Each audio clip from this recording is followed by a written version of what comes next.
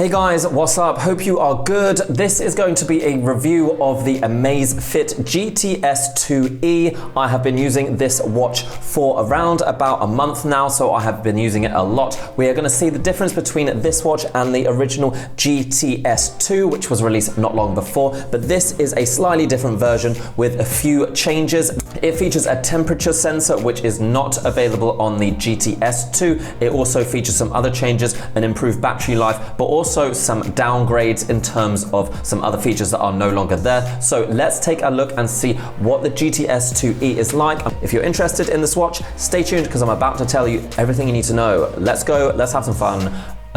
Yeah.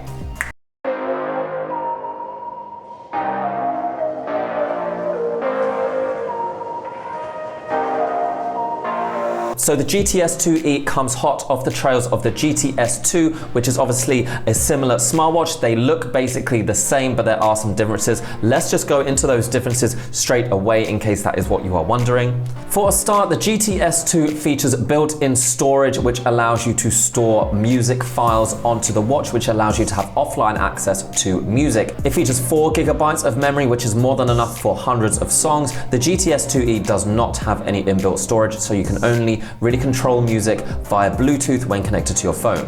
The GTS 2 features Wi-Fi connection, whereas the GTS 2e does not. It can only connect via Bluetooth. When it comes to sensors and tracking, they are again basically the same. However, the GTS 2e also features a temperature sensor, which the GTS 2 does not. The only other major difference between the two is the battery life. According to Amazfit, the GTS 2e can last almost double the length of the GTS 2, 14 days on a single charge as opposed to just 7. So those are the main differences between the 2e and the GTS 2, but let's just focus on the 2e for now. We're going to take a look at what it can do, and especially that temperature sensor, but let's first look at the design of the watch. The GTS 2e is a very small, slim smartwatch. It weighs just 25 grams. It measures 42.8 millimeters by 35.6 millimeters by 9.85 millimeters. If you prefer thinner, smaller watches, then this is definitely something you should consider. It resembles in many ways an Apple Watch. It has that kind of square, rectangular-ish design with a single manual button on the side. It's made with an aluminium alloy, so it's not made out of plastic, which is a good sign. It doesn't look cheap, it doesn't feel cheap. It definitely feels more expensive than it is, bearing in mind this is among probably the budget line of smartwatches, or at least mid-range smartwatches that are available right now. The screen is a Super Retina AMOLED display with a PPI of 341. The screen is very bright, very colorful, very clear. It will be as good as your smartphone as long as you have one that's been released recently. The watch is extremely responsive.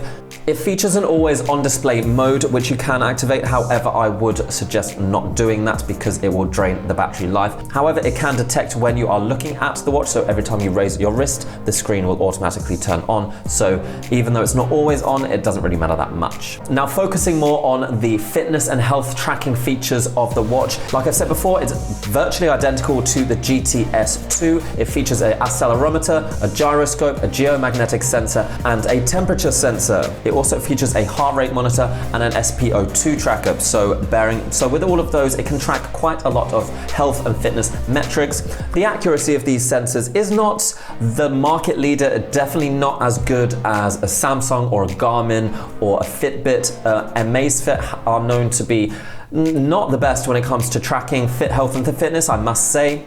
But it's not awful. It still does the job for me. It can still detect when you are working out, when your heart rate is high, when you're sleeping, and when you're napping. It will give you pretty accurate measurements. Much more expensive smartwatches like the Garmin range will probably be around 90 to 95% accurate, whereas I'd say the Amazfit range of watches is probably more like 80% accurate, or 80% of the time. So that's the kind of payoff we're getting. I mean, these watches are much cheaper, but that is more than enough to track everyday health and fitness. The temperature sensor, which is a sensor not found in very many other smartwatches, regardless of whether they be Amazfit or any others. It's kind of a new thing. When I heard about it, I thought it would be like a really good idea because obviously health tracking is becoming more important, I guess, and being able to track your temperature may allow you to react more to if you're unwell. You know, it may give you that indication. However, the temperature sensor in a smartwatch is not going to really help you that much because all it does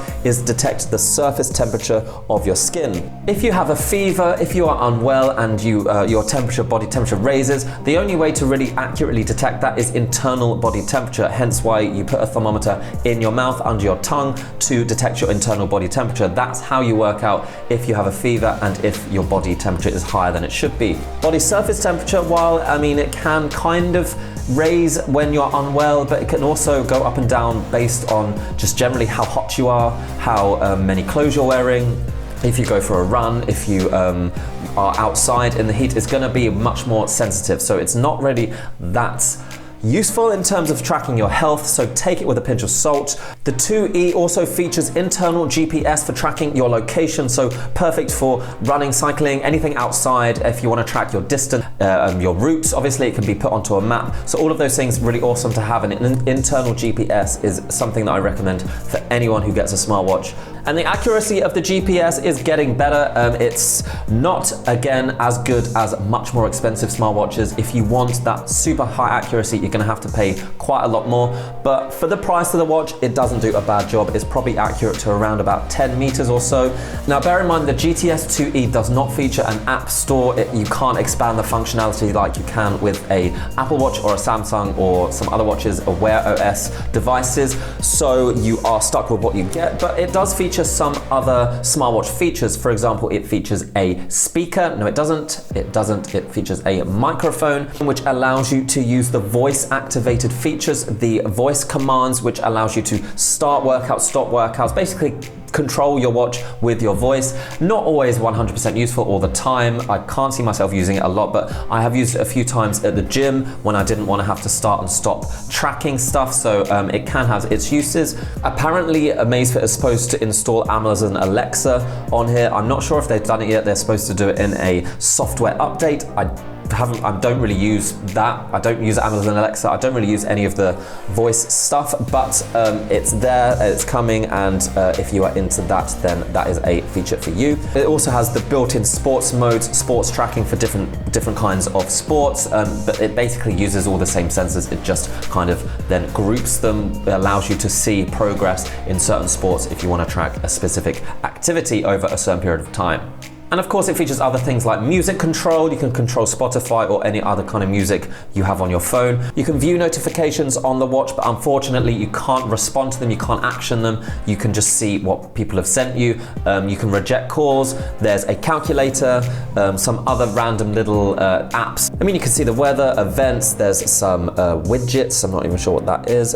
Finally, I guess the final word is on the battery life. Now, Amazfit claims it should last around 14 days on a single charge. I don't think it quite manages that. I think it's more like 11 or 12 days on average. I think that's pretty much what I found. I do tend to activate all of the features though, so you know, if you didn't have everything activated, it would last longer. But still, that is pretty good for a smartwatch that can do all of the things that I've explained and still look pretty good and still have a great screen. So that is fine for me. Anything above like 5 days, I think is great. So yeah, guys, that is the Amazfit GTS 2E. I actually think it's a better value watch than the GTS 2. You don't really miss out on that much. I don't really miss having storage or having a speaker or having Wi-Fi. That's basically the three things that it gets rid of. But this is still a great value smartwatch. It's pretty cheap for what it is, guys, for what you get. And I think you're gonna be hard pressed to find a better value watch that's been released in the last 6 months or so. Yeah, for me, for just tracking fitness, working out, and for being very comfortable to wear every day, looking great. Yeah, I can't argue. I'm not mad about it. I have the GTS 2, which I'm probably going to sell because I just don't see the need for it. For me, the cheaper GTS 2E is perfect. I will be keeping it until something better comes along. Make sure to subscribe. There'll be more videos coming soon. I will be back before you know it. At least one video a week. So yeah, guys, that's it. See you next time. Bye.